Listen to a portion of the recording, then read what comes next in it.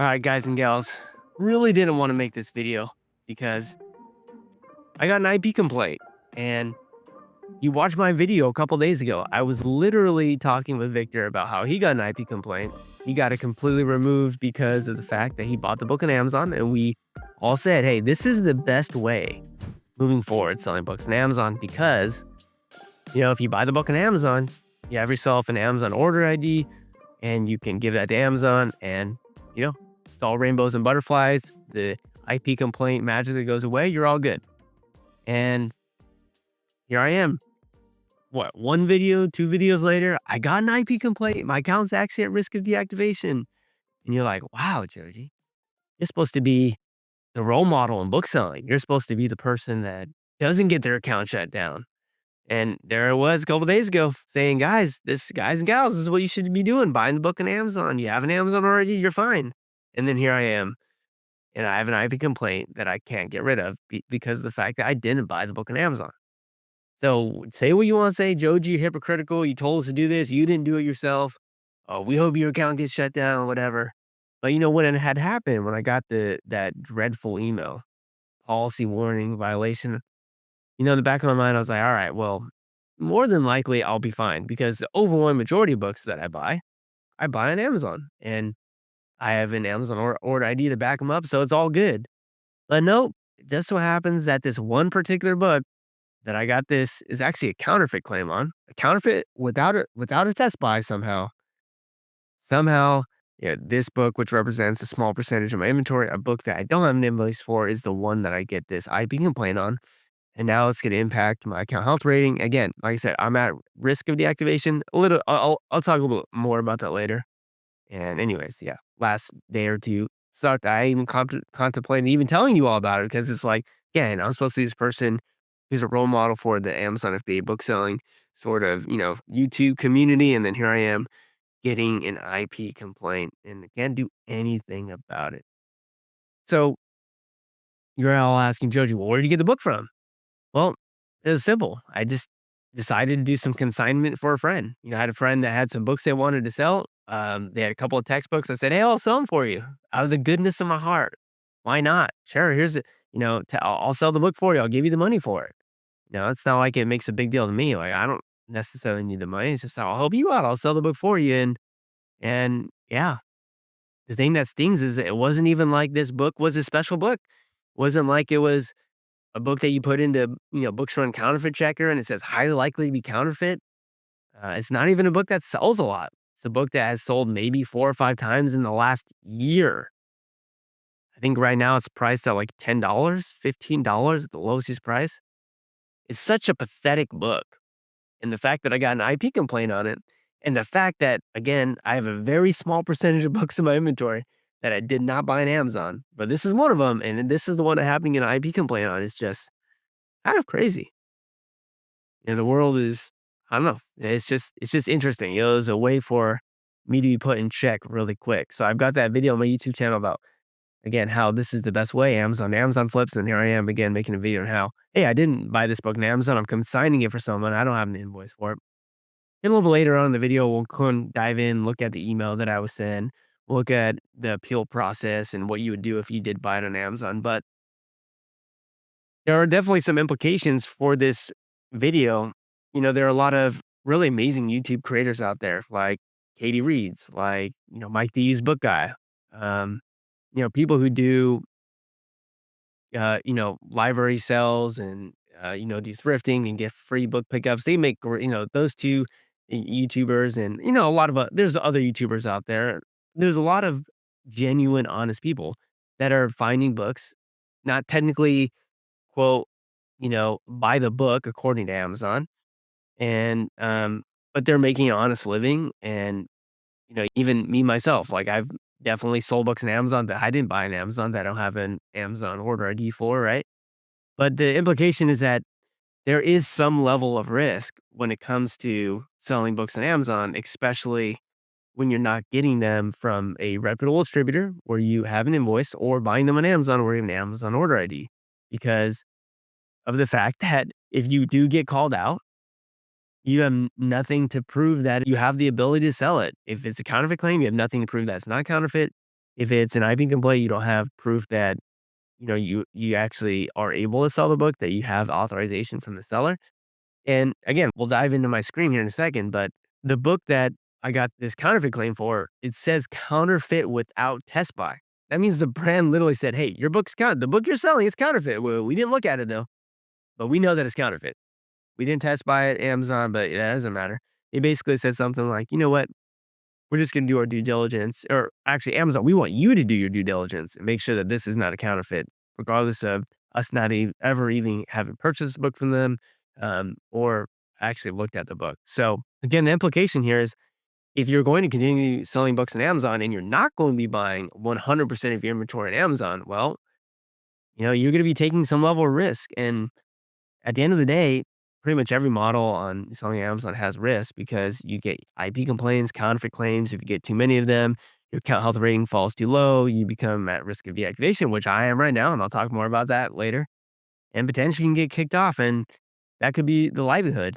That could be your livelihood, and that's why it's really serious. So, yeah, I mean, certainly what this has sort of put in concrete for me is that I should still just be doing 80-way book flips. I got incredibly unlucky that this one particular book, I didn't have an invoice for because I was consigning it for a friend, but the way forward is Amazon to Amazon book flips because of the fact that the Amazon order ID works. I mean, even that video that I posted a couple days ago with Victor, um, you know, somebody, Jan actually, she, uh, if you're watching this video, you may or may not know her. But anyways, she's somebody who's been following the channel for a while. She's been a bookseller for a few years. She got an IP complaint.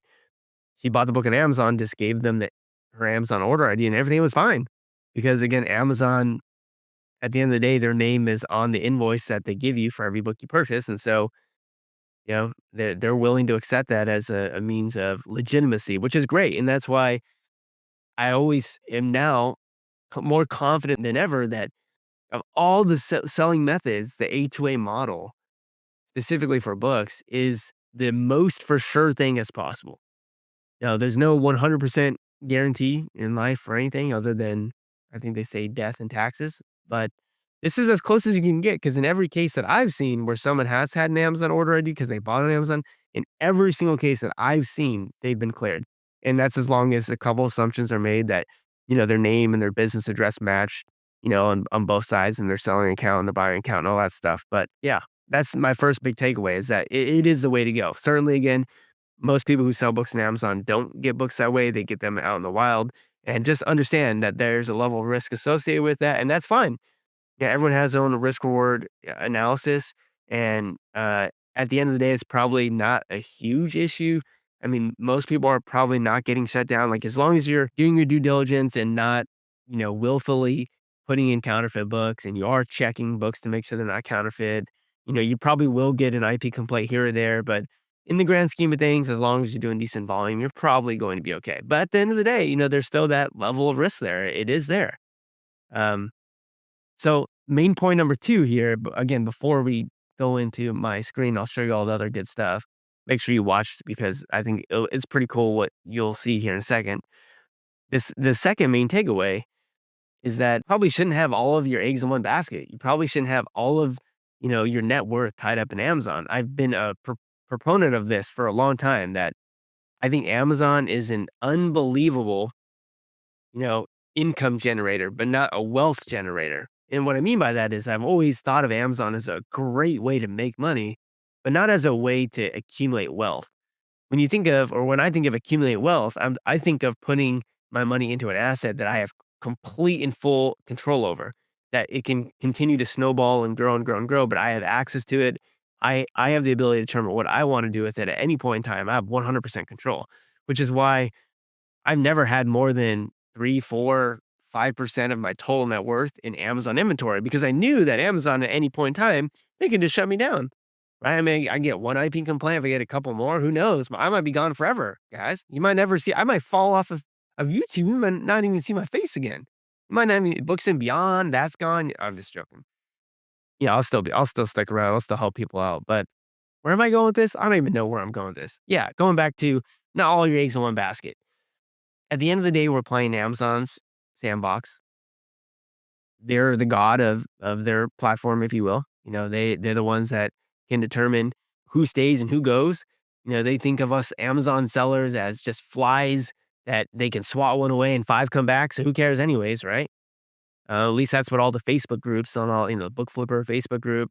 Honestly, I find it pretty funny just like going through the Book Flipper Facebook group because people are always like, the world's ending, Amazon's out to get us. And who knows, maybe there's a little bit of truth to that. But again, I'm getting away from the point. The point here is don't put all of your eggs in one basket. Don't have all of your asset tied up in Amazon. And understand again, there's nuance to it. Like it's a different story if you don't have very much capital, you don't have a net worth.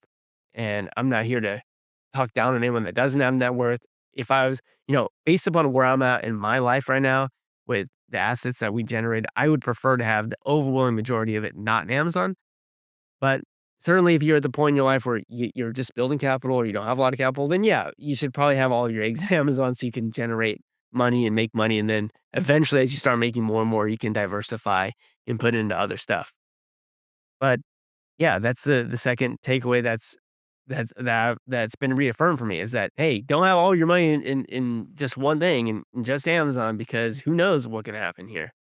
Who knows if you'll have your selling account next year or 3 years from now or 5 years from now? Or as everyone in the book selling group say, books are on the decline. Nobody reads books anymore. It's all going to digital. Who even opens books anymore, right? The world's always ending. The sky's always kind of falling, kind of a thing. By the way, this is a little bit of a different video. If I've been ranting for 12 minutes now, way different than most of my videos where we're looking at keeper graphs and we're looking at the screen. So if you like these kind of videos, which are more about my everyday life and things that I'm going through and just talking about, how I approach Amazon, how I approach other investments, how I deal with things. And let me know if you enjoy stuff like this, because if not, then there's no reason for me to make it if no one's listening to it. But if you are still listening, let me know down in the comments, because then I know you actually somehow made it this far and you're listening to me. But in any case, I think what we should do is jump into the computer, jump into the screen. Let's take a look at the email that I did receive from Amazon. Let's look at what the appeal process would look like if you did actually buy the book on Amazon and did do what I preach and you weren't a hypocrite like Joji Davenport and you actually did buy the book on Amazon like I said you should. So yeah, let's dive in. All right, everybody. Would you look at that? A critical event has occurred with your account that has caused it to be at risk of deactivation. So you're probably all thinking, Joji, what did you do? I thought you just got an IP complaint or a counterfeit claim. And yeah, actually, I did just get that. I did just get a counterfeit claim. And let's actually look at that. It's actually not the reason why my account's at risk of deactivation, but I'll explain there in a second.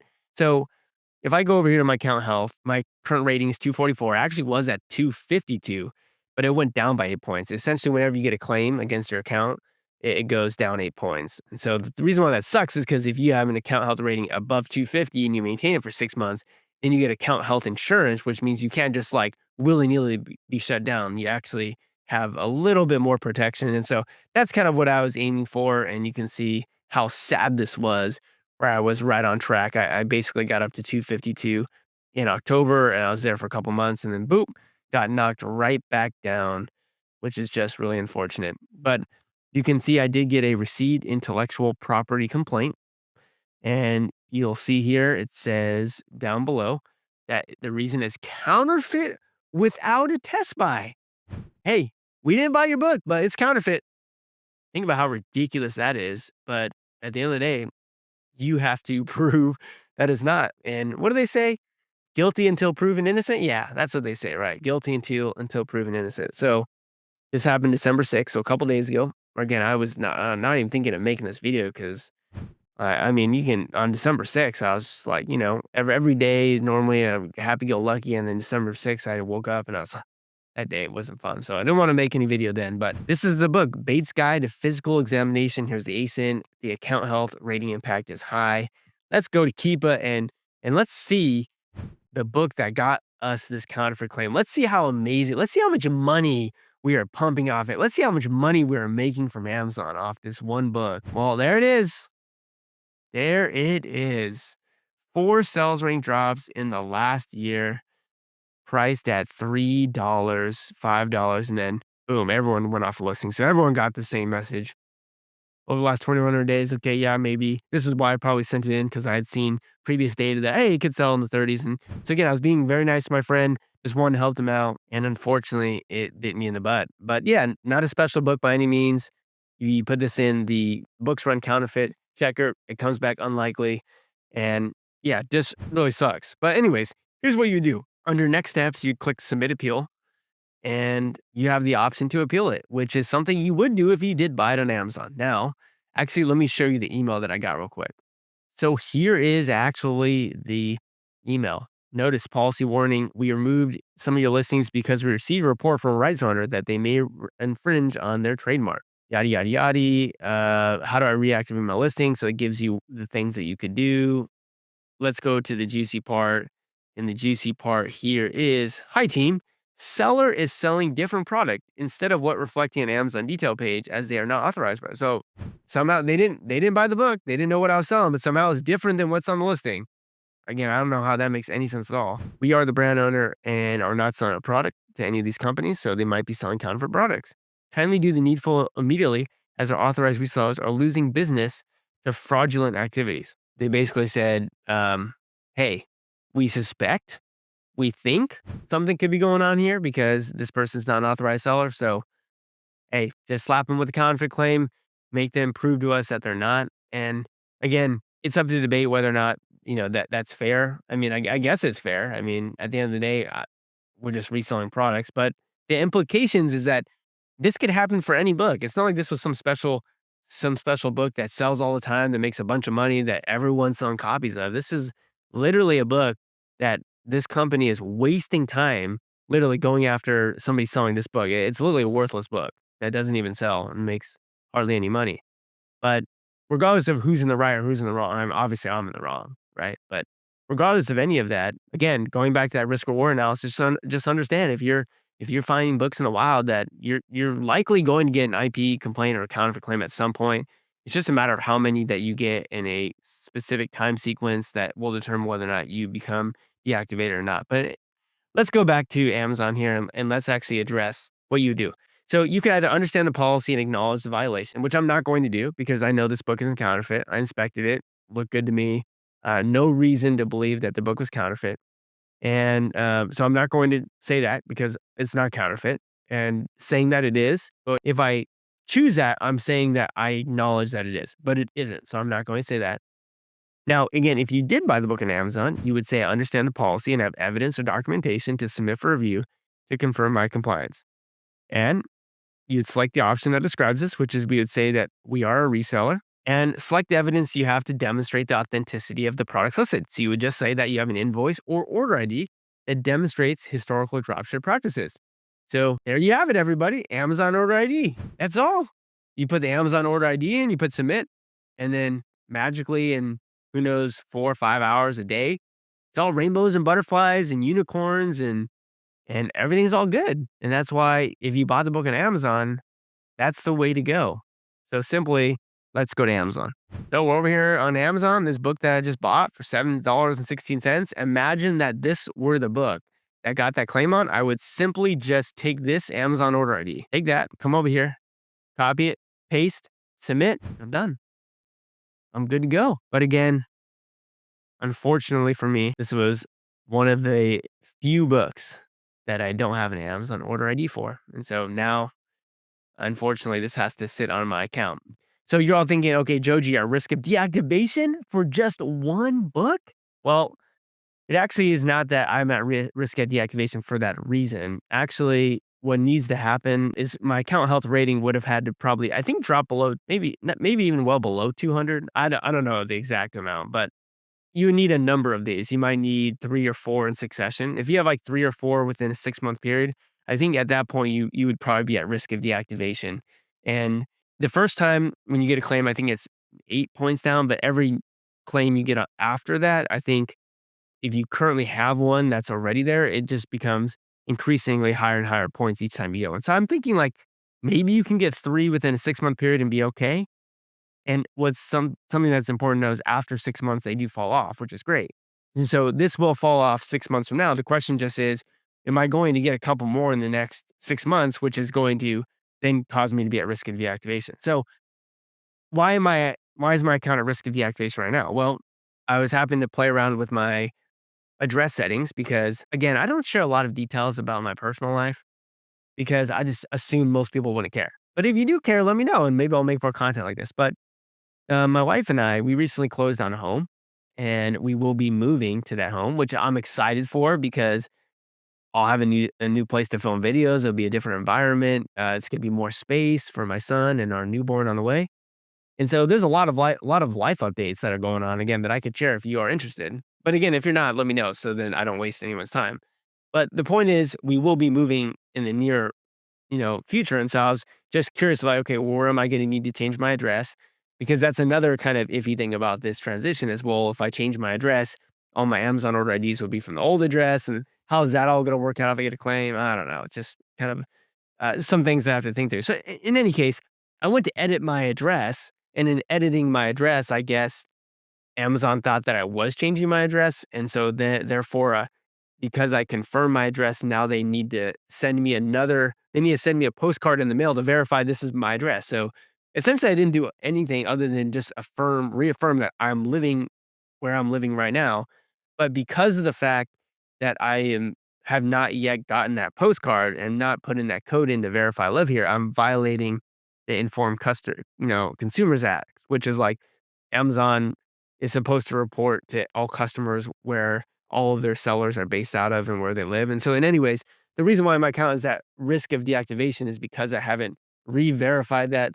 But once I do get that postcard and re-verify it, my account will be fine. But again, it didn't help waking up on December 7th, which was the day after I got that policy warning, to just see this glaring thing right in front of my, homepage, which says your account is at risk of deactivation. And I know what you guys are seeing. $0 sales, Joji. You're a fake guru. You don't, it's guys and gals. It's 12:07 a.m. The day's 7 minutes young. Yesterday was actually a pretty good day. I sold $1,260 worth of books. And a lot of those books sold for great profit, which is one of the reasons why I want to keep selling books on Amazon because it's an amazing income generator. And again, I saw this your account is at risk of deactivation. That's the reason why it's at risk of deactivation. So am I blowing this out of proportion? Maybe I am, maybe I'm not. But again, two takeaways here. Number one, if you're going to be selling books on Amazon and you don't have an Amazon order ID because you didn't buy an Amazon or you don't have some other invoice from a legitimate distributor, just understand your risk reward, analysis. Just understand that it's likely at some point you will get an IP complaint or a counterfeit claim. Just hope that you don't get a number of them in succession because if you do, your account could be terminated, could be at risk of being suspended. The second thing is, you know, think of Amazon as a way to make money, but not as a sort of an asset at which you put your entire net worth in. You don't want all of your money in this Amazon game where you could just lose it in really a short period of time. That's why I heavily invest in the US stock market. That's why I'm, putting money in other places as I make it so that if Amazon were to go away, my life actually wouldn't change at all. Like if Amazon were to take my 2,500 books in inventory, sure, it would sting. It would, surely it would suck to lose 30, $40,000 in sort of, asset value. But, and sure, it's sting. I would lose the ability to sell books on Amazon, but it really wouldn't make any impact in my life at this point anymore because we've already, over the last 7 years, put in all the work with, being a high school teacher, my wife being a teacher, us both having side hustles. We've already built the snowball. And that's the great thing about it is that I have a level of peace with this as well, where it's like, even if my Amazon account gets shut down, like I'm still fine. I'm still good. It sucks because I love selling books on Amazon. It's not just an income generator. I actually do it because it's a hobby. I love flipping books. It's just something that's really fun to me. And I just want to continue to do it. Not necessarily because I need the money, but because I just really enjoy it. It's like a hobby that happens to make money. I mean, how cool is that? You have a hobby that makes money? I mean, that's pretty rare. Most people's hobbies like cost them money. So at the end of the day, all I can say is, it's worth it. It really is worth it. The risk, like there are certainly things that you can do to try to be careful. Like don't actively sell books that you think are counterfeit. If you're doing online book arbitrage, run it through the books run, counterfeit checker. And I know what y'all thinking, but Joji, you have an Amazon order ID, you're fine. Sure, yeah, you have an Amazon order ID, and if you do buy a book that's likely to be counterfeit and you knew that, and you sent it to Amazon and you did get claimed and you have the Amazon order ID, you'd probably be fine anyways. Just be a good person. Like if you think a book is counterfeit, don't sell it. If you know a book has a lot of problems of being counterfeit, don't buy it, right? And who am I But who am I? I'm just hypocritical Joji anyways. I tell you to buy books on Amazon, and then I don't, and I get an IP complaint, I can't get rid of it, so I don't know what I'm saying. Don't even listen to me. Anyways, this is a super long video. If you enjoyed it, let me know down below in the comment section. Actually, you know what? If you made it to this, you know, entire video, if you made it all the way to the end in the comment section, just tell me something like, Joji, we got your back. If you put it in the comments, Joji, we got your back. That's how I know that you're the OG, that you actually watched the whole video, that you were here, and that somehow you listened to this rant for like 25, 30 minutes. Anyways, hope you come out with a new video that's much more positive, and see y'all in the next one. Peace.